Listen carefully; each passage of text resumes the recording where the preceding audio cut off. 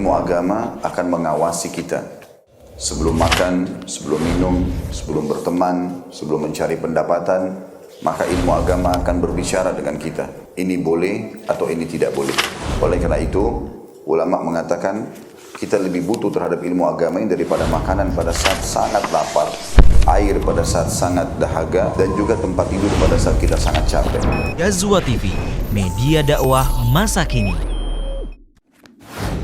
Ilmu agama akan mengawasi kita sebelum makan, sebelum minum, sebelum berteman, sebelum mencari pendapatan.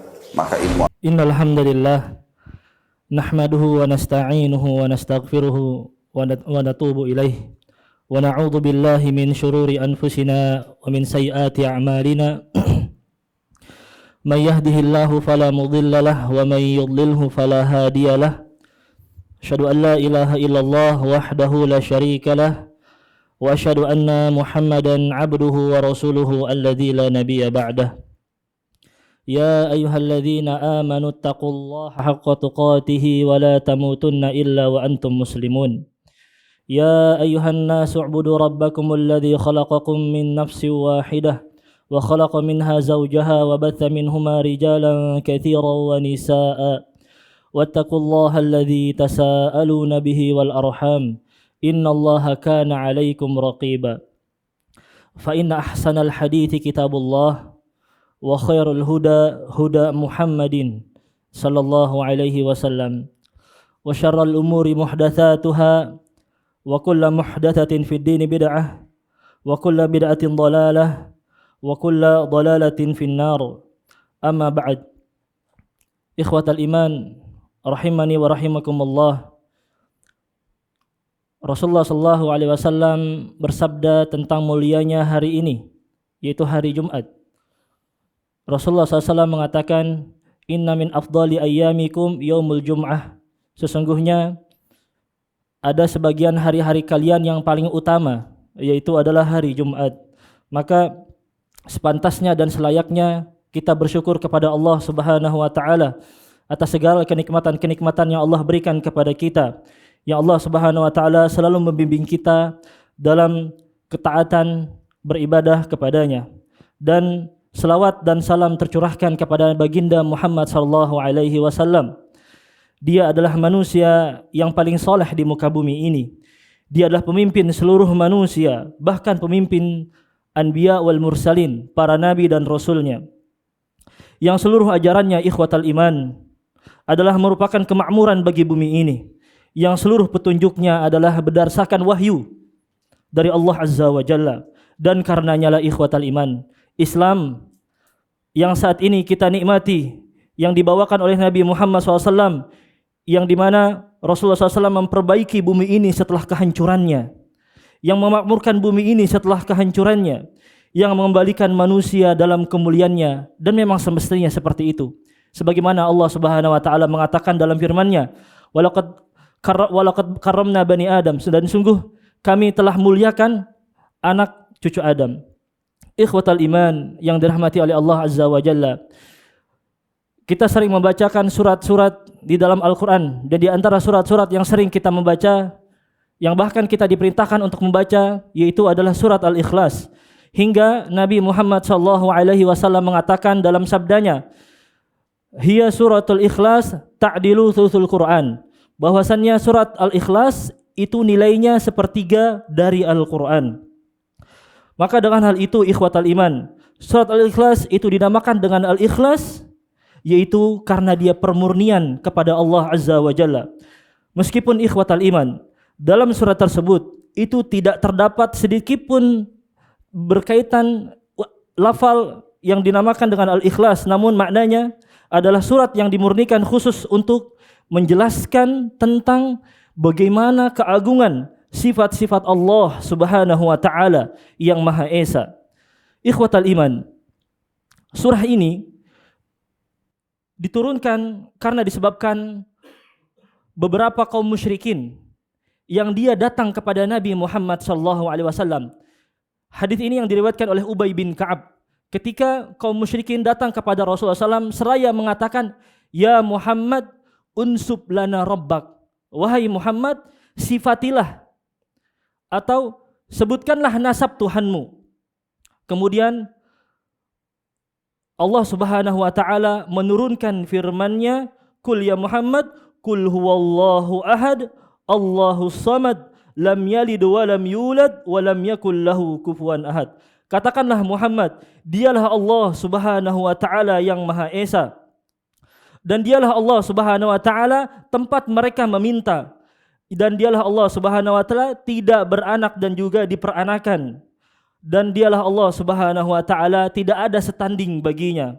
Ikhwatal iman yang dirahmati oleh Allah Azza wa Jalla. Inilah surat yang sangat agung yang isinya khusus untuk membahas tentang sifat-sifat Allah Subhanahu wa taala. Yang kalau mau kita katakan ikhwatal iman dengan bahasa yang sederhana, sesungguhnya Allah Subhanahu wa taala sedang menurunkan surat Al-Ikhlas ini yang terkandung di dalamnya beberapa syarat-syarat. Jika seandainya terpenuhi, maka dia terpenuhilah syarat menjadi Tuhan. Syarat yang pertama ikhwatal iman, yaitu adalah Qul huwallahu ahad. Allah Subhanahu wa taala mengatakan, katakanlah bahwasannya Tuhan itu adalah Esa, Tuhan itu adalah satu. Maka ikhwatal iman, dari ayat ini, apabila ada Tuhan yang berbilang, maka cukup gagallah, cukup tidak pantaslah, runtuhlah dia dikatakan Tuhan. Adapun syarat yang kedua, yaitu adalah Allahus samad, yaitu Allah Subhanahu wa taala tempat meminta segalanya. Yaitu Allah Subhanahu wa taala yang tidak membutuhkan kepada yang lainnya, dan yang lainnya itu membutuhkan kepada Allah Azza wa Jalla. Maka jika ada sesuatu yang dia masih membutuhkan kepada yang lainnya, seperti dia meminta makan, meminta pertolongan, maka telah gagallah syarat yang kedua menjadi Tuhan. Yang ketiga, syarat yang ketiga adalah lam yalid wa lam yulad. Allah Subhanahu wa taala tidak beranak dan juga tidak diperanakan. Maka jika ternyata ikhwatal iman ada sesuatu yang dia malah melahirkan atau dilahirkan, maka tidak pantas seorang Tuhan menjadi disembah. Adapun syarat yang keempat adalah walam yakul lahu kufuwan ahad, dan tidak ada sesuatu apapun yang setara baginya. Maka ikhwatal iman, jika ada sesuatu yang setara dengan dia, maka dia tidak pantas untuk disembah ataupun dijadikan Tuhan. Maka inilah ikhwatal iman, 4 syarat yang kalau kita terapkan kepada Tuhan-Tuhan selain Allah Subhanahu wa taala, maka tidak ada yang dapat memenuhinya kecuali hanya Allah Subhanahu wa taala.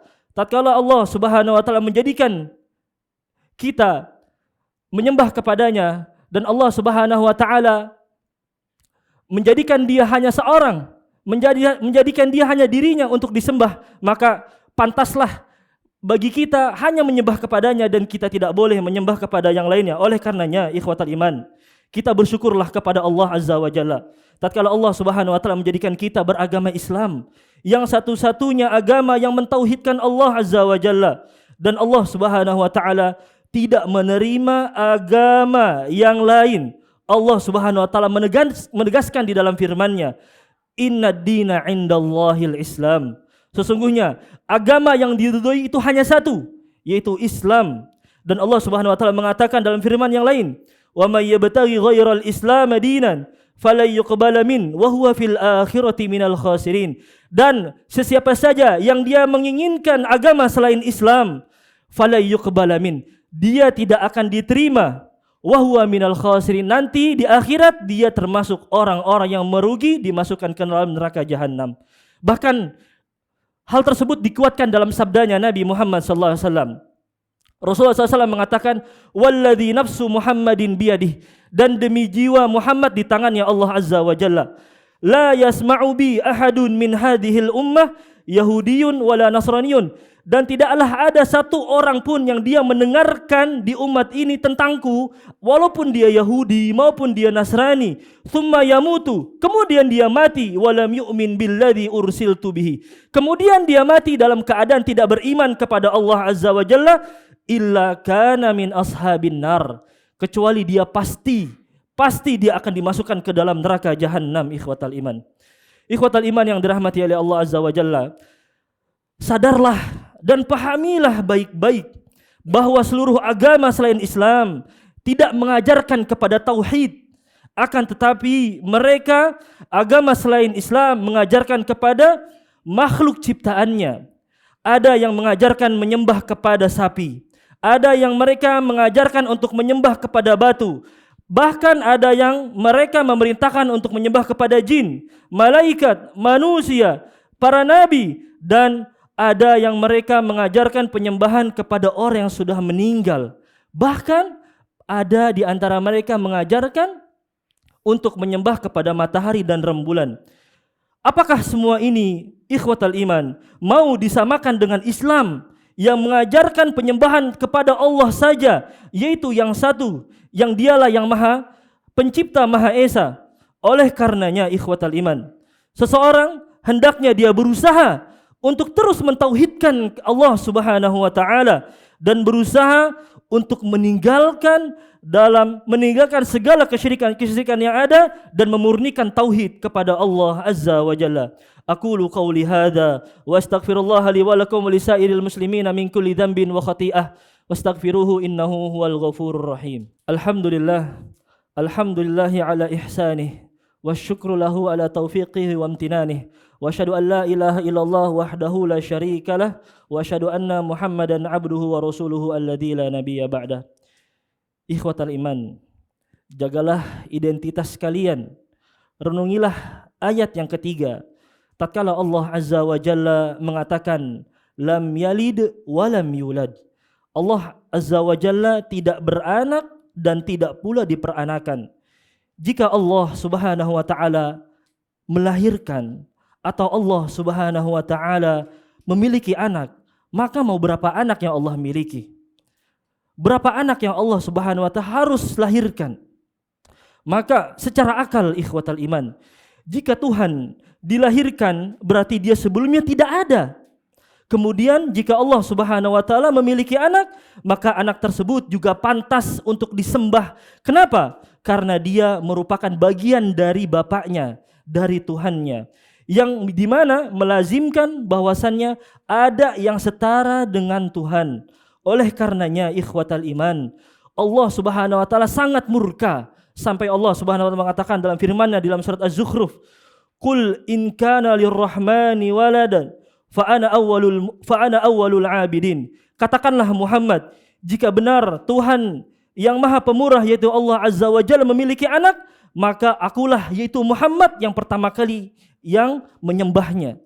Oleh karenanya, ikhwatal iman, di antara dosa besar dan termasuk kesyirikan yang sangat dibenci oleh Allah Azza wa Jalla, yaitu menyatakan bahwasannya Allah Subhanahu wa taala mempunyai anak. Dan Allah Subhanahu wa taala murka. Dan hal tersebut dianggap sesuatu mengejek, mencaci Allah Subhanahu wa taala. Allah Subhanahu wa taala berfirman dalam firman-Nya, "Wa qalu takhadar rahman walada." Dan mereka orang-orang musyrik berkata bahwasannya Allah memiliki anak. Laqad ji'tum syai'an idda. Sungguh kamu telah mendatangkan sesuatu perkara yang sangat murka, sangat besar. Takadus samawat yatafattarna min. Hampir saja langit-langit pecah karena ucapan itu.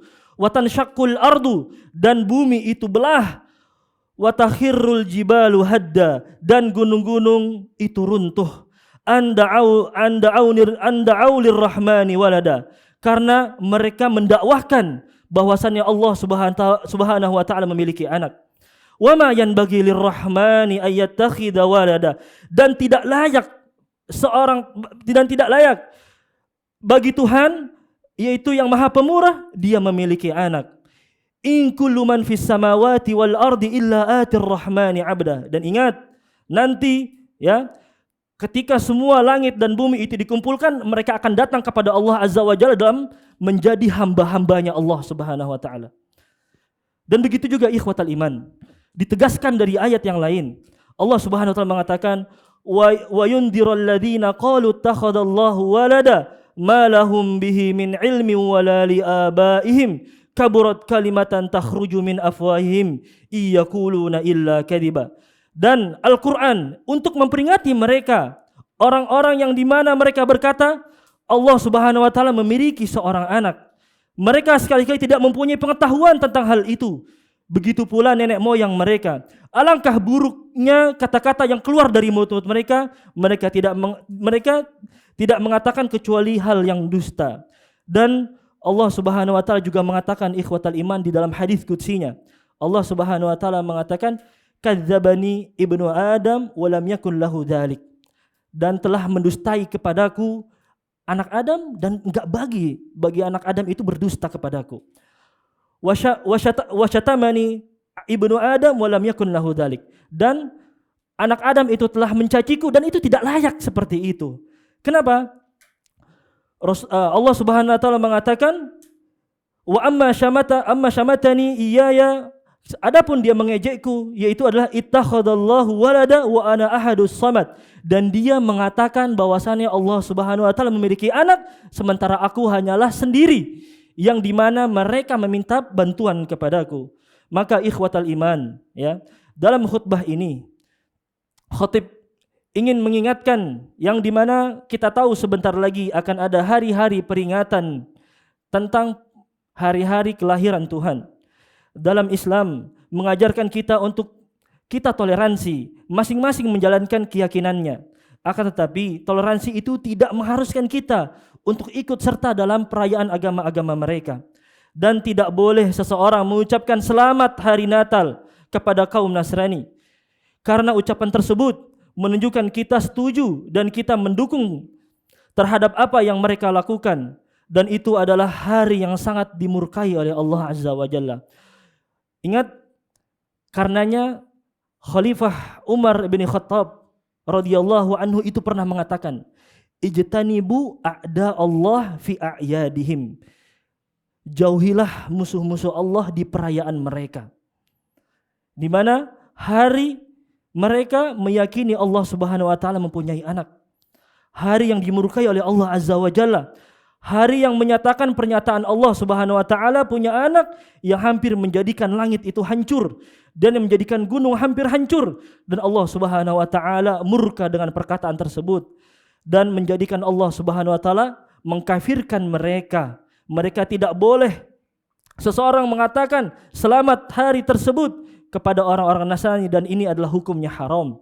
Karena seakan-akan dia mengatakan yaitu selamat berbuat kesyirikan, dan dia kemudian tersenyum dengan kesyirikan tersebut. Dia bangga dengan kesyirikan tersebut, dan ini adalah sesuatu yang diharamkan dan tidak dibolehkan.